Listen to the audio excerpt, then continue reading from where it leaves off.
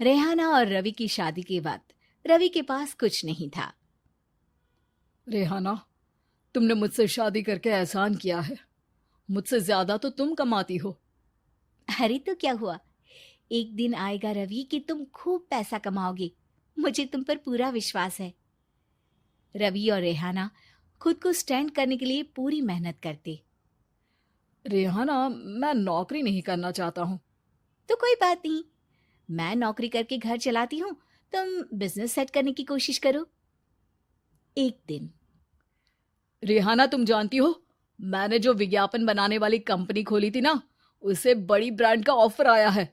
अब हम लोगों के दिन ब्यारे न्यारे हो गए हैं। मैं जानती थी रवि कि एक दिन तुम सेटल हो जाओगे। रवि का काम अच्छा चल जाता है। एक दिन वो रेहाना से कहता है, रेहाना, अब हम लोगों का बच्चा भी हो गया है। बहुत छोटा है वो। उसका ख्याल कैसे रखेंगे हम? कैसे क्या, मैं गांव से माँ को लेकर आ जाती हूँ। नौकरी से हाफ डे ले लिया करूंगी। अभी तो वो छोटा है, स्कूल जाने तक मैं मैनेज कर लूंगी। देखो रेहाना, मैं अब अच्छा कमा रहा हूँ। तुमको नौकरी करके परेशान होने की कोई जरूरत नहीं है। अरे कैसी बात कर रहे हैं, मैं अपनी लगी लगाई नौकरी कैसे छोड़ दूं? और मैंने तो सुना है हम लोगों को कुछ ही महीनों में सरकारी नौकरी मिल जाएगी। सरकारी नौकरी में कितना कमा लोगी? उतने में तो मैं ड्राइवर रख लूंगा। रेहाना को रवि की बात का थोड़ा बुरा तो लगता है। कम से कम मेरी नौकरी की इतनी बेइज्जती मत करो। भूल गए, इसी नौकरी के बदौलत तुमने अपना बिजनेस खड़ा किया है। अरे वो तो मैं किसी के भरोसे भी कर लेता। देखो, अपने बच्चे को संभालो, घर का काम करो। अब बाहर जाती तुम अच्छी नहीं लगती हो। रेहाना रवि के कहने पर नौकरी तो छोड़ देती है, लेकिन अब बड़े से घर में उसकी कीमत किसी नौकर से कम नहीं होती। एक दिन रवि का दोस्त आता है। भाभी, हम लोग तो आपको तब से जानते हैं जब से आप लोग शादी होकर इस शहर में आए थे। आपकी बदौलत ही सारा बिजनेस खड़ा हुआ है। ये किस्मत तो आप ही की है भाभी। हाँ हाँ भाई, हमारी मेहनत तो कुछ है ही नहीं। अरे होगी, लेकिन भाभी की किस्मत के आगे कुछ नहीं। दोस्त वहां से चला जाता है, लेकिन रवि का गुस्सा सातवें आसमान में होता है। देखा कैसे बोल रहा था? अरे बिल्कुल अच्छा आदमी नहीं है ये। कैसी बात कर रहे हैं आप? प्रशांत भैया तो बहुत अच्छे इंसान है रवि। कैसे उन्होंने हमारे मुश्किल वक्त में हमारा साथ दिया था। अरे था पैसा तो साथ दिया, नहीं तो कौन पूछता है? रवि का व्यवहार पैसा आते ही अलग हो गया। वो बंदे को बंदा नहीं समझता। घमंड से घिरे रवि ने तो एक दिन हद ही कर दी। रेहाना, मैं अब तुम्हारे साथ नहीं रह सकता हूँ। क्या क्या बकवास कर रहे हो रवि? क्या कहना चाहते हो? और क्यों नहीं रह सकते तुम मेरे साथ? देखो, मुझे कोई और पसंद है, और उसने साथ रहने पर बस यही शर्त रखी है कि मुझे तुम्हें तलाक देना होगा। रेहाना, जो कि एक स्वावलंबी महिला थी, उसने बिना देर किए रवि को कह दिया, कोई इश्यू नहीं, मुझे पैकिंग में 4 दिन का वक्त लगेगा, लेकिन तब तक मैं तुम्हारे साथ नहीं रहूंगी। 4 दिन के लिए तुम कहीं और शिफ्ट हो जाओ, मैं घर से निकलूंगी तो बता दूंगी। रवि घर छोड़कर चला जाता है। रेहाना को दुख होता है, वो रोती है, लेकिन व्यवहार से स्ट्रांग रेहाना को पति के वापस आने का और उसे सबक सिखाने का पूरा भरोसा था। फिर एक दिन, अरे शुशिका, कब शादी करोगे तुम मुझसे? यार मैंने तो सोचा था तुम शादी से पहले मुझे विदेश लेकर जाओगे, महंगी कार दिलाओगे। अरे सब दिला दूंगा, लेकिन पहले मुझसे शादी तो कर लो।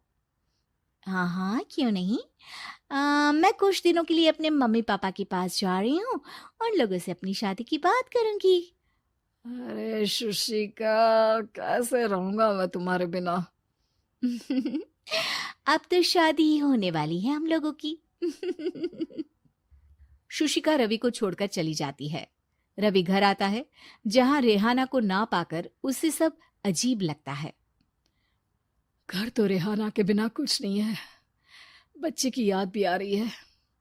चलो एक वीडियो कॉल कर लेता हूँ। रवि रेहाना को वीडियो कॉल करता है, लेकिन रेहाना फोन नहीं उठाती।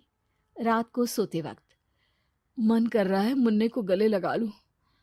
चलो कोई ना, शुशिका से शादी के बाद मेरे और भी बच्चे होंगे। अगले दिन रवि ऑफिस जाता है, जहां टीना खड़ी होती है।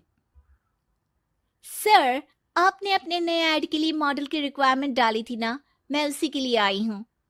रवि टीना को देखकर खुश हो जाता है। अब शादी हो गई है तुम्हारी? नहीं सर, बस अच्छा सा हैंडसम और अमीर लड़का देख रहे हैं मेरे मम्मी पापा। रवि के दिमाग से तो टीना को देखकर शुशिका का ख्याल भी खत्म हो जाता है। अरे यार, ये लड़की मिल जाए कितनी सुंदर है। शुशिका तो इसके आगे कुछ नहीं है।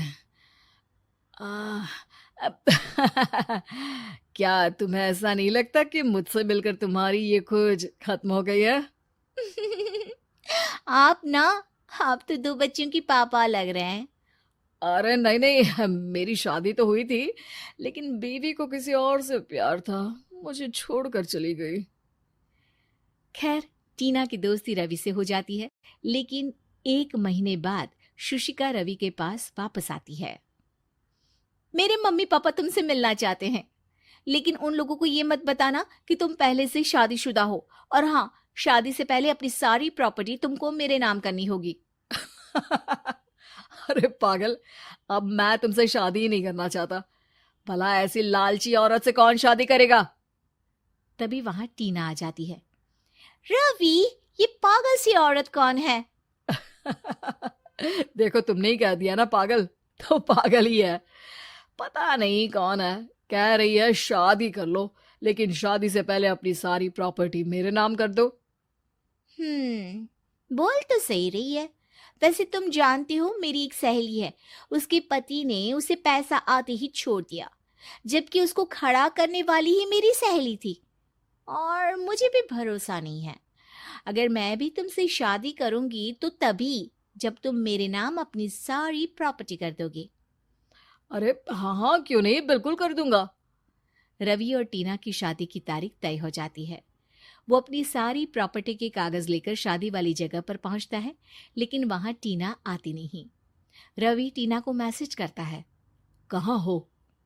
सॉरी, मैं तुमसे शादी नहीं कर सकती, मुझे तुमसे भी ज्यादा पैसे वाला मिल गया। रवि को गुस्सा आ जाता है। वो गुस्से से सारा डेकोरेशन तोड़ रहा होता है कि वहां रेहाना आ जाती है। सर, क्या हो गया? क्या डेकोरेशन पसंद नहीं आई आपको? तुम तुम यहाँ क्या कर रही हो? मैं यहाँ की डेकोरेटर हूँ। क्या आपको पसंद नहीं आई यहाँ की सजावट? रवि दौड़कर रेहाना के गले लग जाता है। मुझे माफ कर दो रेहाना। रवि रेहाना के गले लग जाता है और रेहाना टीना को थैंक्स का मैसेज करती है।